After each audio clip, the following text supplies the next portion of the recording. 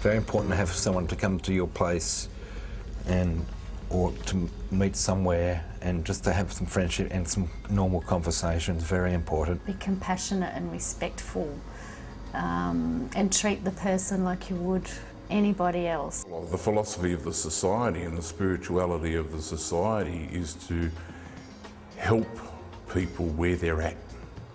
And it's not about running away just because we've got thrown a curved ball. Not be fearful, you know, because that's something that's going to make them feel worse straight away. So, yeah, don't be fearful around different behaviour. So, because there's probably a good reason for that different behaviour. We're used to advising people, just get yourself together, pull your socks up. And that's the worst thing you can tell a depressive, because they can't pull their socks up, so that makes them feel more helpless still. So, as a Vincentian visitor, if you think they've got some form of mental illness, don't be frightened to ask them, are you on medication? Are you taking medication for anything? 9 times out of 10 they'll tell you that yes, I have depression, or yes, I'm suffering from anxiety, or I've got bipolar or something of that nature. You know, asking them about mental health issues like you would about physical health issues, you know, and don't sort of make a huge differentiation between the two. And showing that we're respectful in the very first instance is the right way to start an interview. It's absolutely essential. To treat the person with respect. If it's obvious the person is unwell, not to yell at them, not to criticise them. If I opened a flat door and I found a guy really agitated, talking to himself, probably seemingly, when I hear people doing that, I think they're probably hearing voices. My response would be to just respond calmly to him. You know, say, hello, Joe, you don't seem the best today. You seem a bit worried about something. And it could be, if he genuinely is unwell, he may not be very clear in what he wants to say to me. I'd just continue speaking calmly to him, and I'd say, Joe, listen, I think you don't seem real well to me today. You seem a bit upset about things. And often, if you do it that way, they'll agree with you, that they're not feeling well. And Joe, you know, I'd like to contact your caseworker. Would you be okay about that? I think your caseworker would be concerned to realise that you just aren't feeling the best today, and you might be able to use some help that he could give you. So when I leave here, Joe, I might just call your caseworker and ask him to look in on you. Is that okay with you? You also have to recognise that their privacy is also to be respected.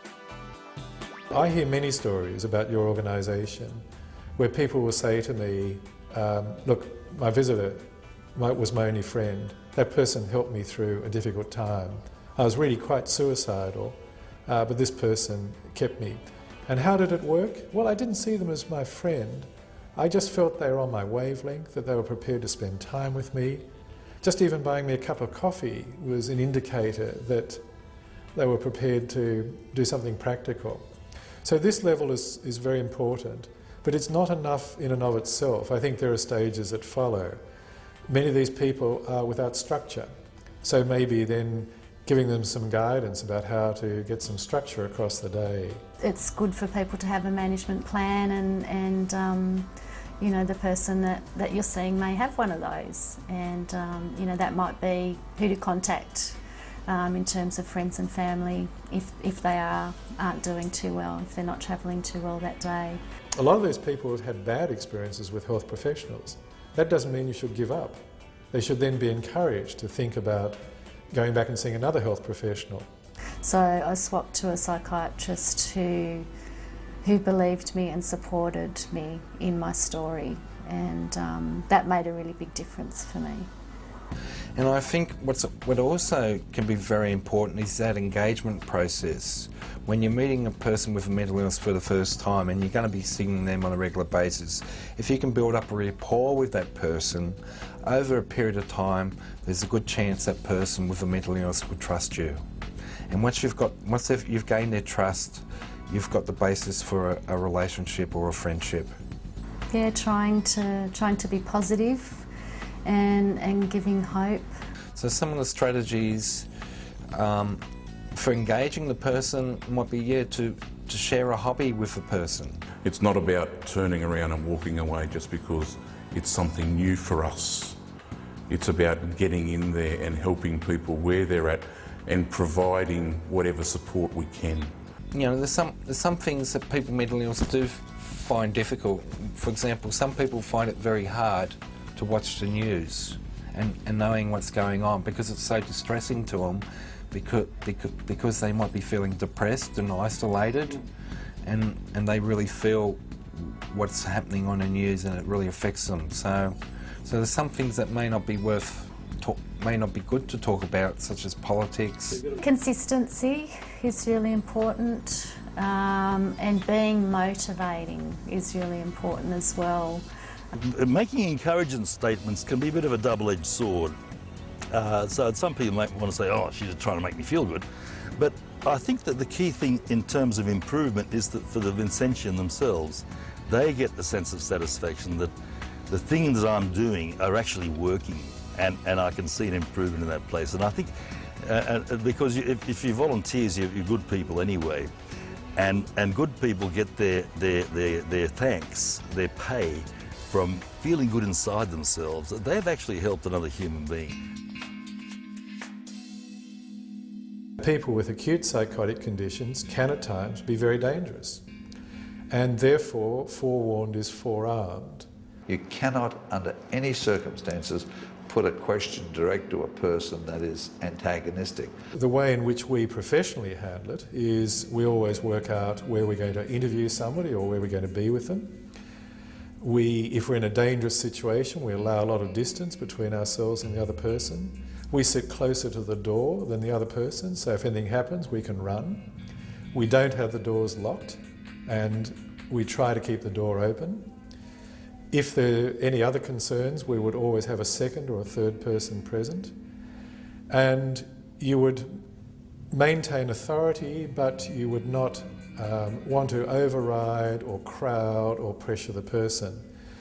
And given those rules, then most of the time you can control and prevent the high-risk situations. If a person was angry and hostile and wasn't settling down, despite whatever you sort of tried to do to make things better, you know, offering to do the cup of tea, the smoke, then you would be sort of moving outside, making a call, same thing.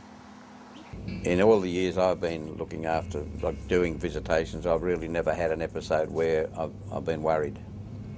Usually once you tell them you're from St Vincent de Paul, they respect that, and they usually stay calm. We're really here to help you, and we really want to help you. You know, we're volunteers, we're not paid people, we're volunteers. At times, particularly when people are acutely psychotic, it may be quite inappropriate for a whole range of reasons, not only your own safety, but particularly because you're unlikely to be seen as particularly helpful. And at those times, it would be quite inappropriate to approach that person. And if you had someone who's really off his face, aggressive, threatening, obviously you call the police. And even in those difficult situations, how to proceed. One example, for instance, is the space that one leaves between you and the other person. Most human beings prefer about a metre if they're in a close relationship. But if you're with an acutely psychotic person, you'd probably allow a minimum of 2 or 3 metres. So there are a whole range of very simple strategies where you don't crowd the person, where you don't talk over them, where you don't cut them off, where you maintain eye contact, where you maintain your natural sense of authority, but you're not authoritarian.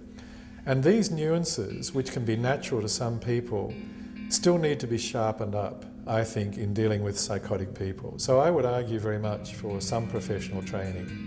The more we all know about mental illness and about people with mental illness, the easier it is to communicate and to interact with people with mental illness.